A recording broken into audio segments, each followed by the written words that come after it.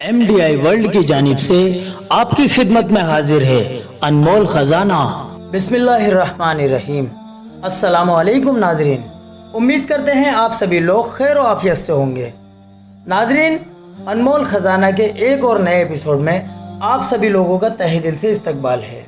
नाज़रीन, आज के एपिसोड में हम आपको बताएंगे कुरान करीम का सबसे पहले अंग्रेज़ी ज़ुबान में तर्जुमा किसने किया। तो चलिए शुरू करते हैं।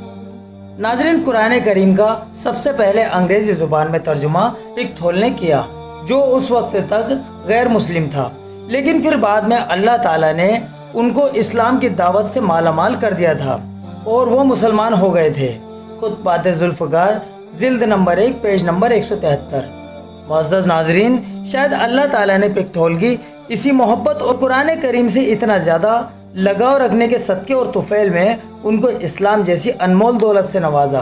अल्लाह ताला उनकी मग़फ़िरत फरमाए और उनके दर्जे को बुलंद फरमाए, आमीन।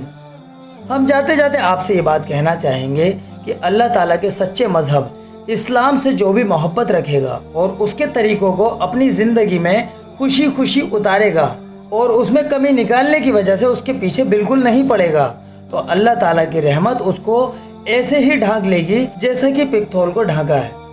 उन्होंने कुरान करीम से लगाव रखा, अल्लाह ने उनके ज़रिए से रहती दुनिया तक उनके नाम को हमेशा हमेशा के लिए चमका दिया।